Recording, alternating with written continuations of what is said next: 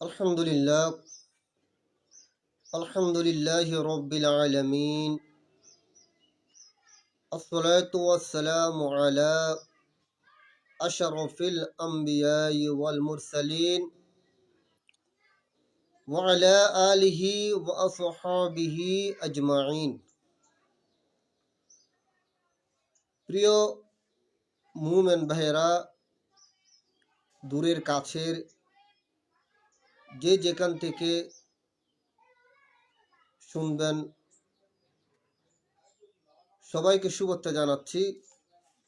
সালাম জানাই, আসসালামু আলাইকুম ওয়া রাহমাতুল্লাহ। প্রিয় ইমানি ভাইরা, একটি গুরুত্বপূর্ণ বিষয় আলোচনা করার প্রয়োজন মনে করেছি। বিশেষ করে যারা মুমিন, মুসলমান, ইমানদার, মুত্তাকিন, পরহেজগার, তারা আল্লাহ পাক রব্বুল আলামিনের দরবারে প্রার্থনা করে, দোয়া করে।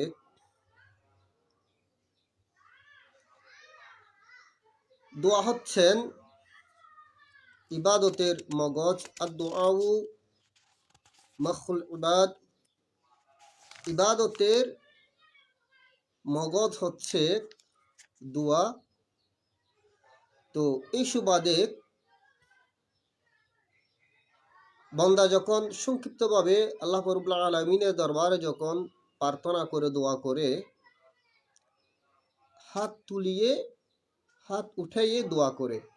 কিন্তু এই সুবাদে কিছু নামদারি মুসলমান তারা বাজে কথা বলে। অনেকে বলে হাত তুলতে হবে না, হাত নামিয়ে করো, হাত তোলাটা বিদআত, অপছন্দনীয়, বিভিন্ন কথা বলে।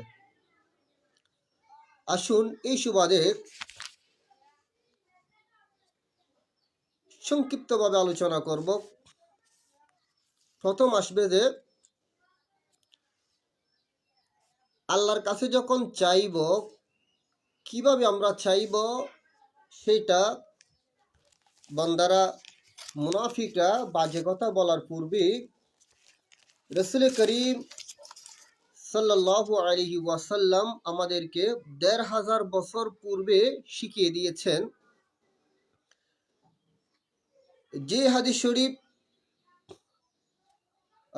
বিশেষ করে একটা কিতাব মিশকাত শরীফ, এটা যদি স্টাডি করে পড়ে, সেখানে দ্বিমত হওয়ার কোনো প্রয়োজন মনে করি না।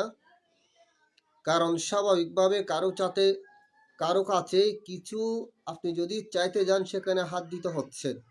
তো আল্লাহর কাছে হাত দিয়ে চাইলে সমস্যাটা কি, সেটা আসলে বুঝে আসে না। তো যারা বারণ করে, এরা কি আসলে কি মুসলমান, মুমিন, সেটা প্রশ্ন। আসুন আমরা হাদিস শরীফের দিকে যাই। এটা হযরত মালিক ইবনে ইয়াসির রাদিয়াল্লাহু তাআলা আনহু হাদিস শরীফের রওয়ায়াত হয়েছে, যেটা মিশকাত শরীফ, আবু দাউদ শরীফ থেকে নকল করেছেন। তিনি বলেছেন, রাসূল আকরাম সাল্লাল্লাহু আলাইহি ওয়াসাল্লাম ইরশাদ করেছেন, ইজা সাআলতুমুল্লাহ ফাসআলুহু বিবুতুনা উকাফিকুম। আল্লাহর মাহবুব সাল্লাল্লাহু আলাইহি ওয়াসাল্লাম ইরশাদ করেছেন, তোমরা আল্লাহর দরবারে দোয়া করো, আল্লাহর দরবারে প্রার্থনা করো, আল্লাহর দরবারে দোয়া করো। তখন কি করতে বলেছেন? ফাসআলুহু বিবুতুনি, তোমাদের উকাফিকুম, তোমাদের হাতের তালু দিয়ে, অর্থাৎ হাতের তালুগুলা দিয়ে এভাবে তোমরা কি করো, দোয়া করো। আল্লাহর কাছে যখন চাইবে, ওয়ালা তাসআলুহু বিযুহুরিহা, এবং তোমরা আল্লাহর কাছে চাইবে না, তোমরা অর্থাৎ পিঠ দিয়ে এভাবে এভাবে কারো কাছে চাইবে না, আল্লাহর কাছে চাইবে না। স্বাভাবিক দুনিয়াতে এভাবে কারো কাছে তো কিছু তো চাই না। প্যারা হাজরিন, অর্থাৎ রাসূলুল্লাহ সাল্লাল্লাহু আলাইহি ওয়াসাল্লাম কিভাবে প্রার্থনা করবে সেটা আমাদেরকে শিখিয়ে দিয়েছেন।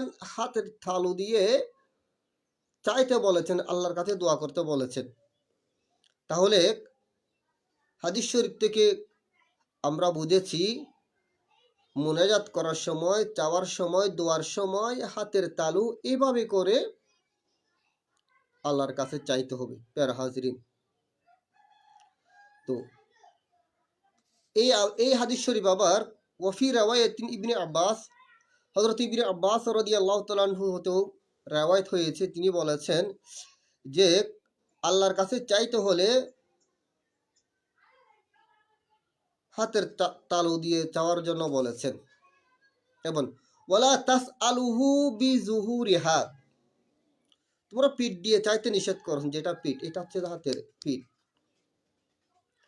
তো দোয়ার শেষে এখন প্রশ্ন হলো, আমরা বুঝেছি দোয়া করার সময় হাতের তালু উপরে করে চাওয়ার জন্য, মুনাজাত করার জন্য আল্লাহর মাহবুব সাল্লাল্লাহু আলাইহি ওয়াসাল্লাম বলেছেন। হ্যাঁ, এখন আপনি যখন মুনাজাত শেষ করবেন, মুনাজাত শেষ করার পর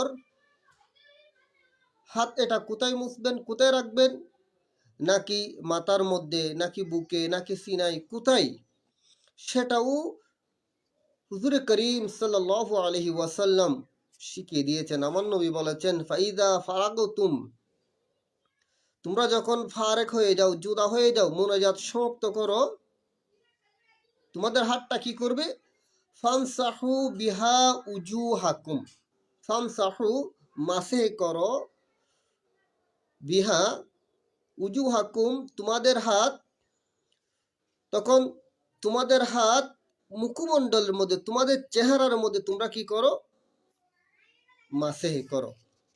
কেরা হাজিরিন, তাহলে মোনাজাত যখন আপনার আমার শেষ হবে, তখন হাত চেহারার মধ্যে মাসে করতে বলেছেন।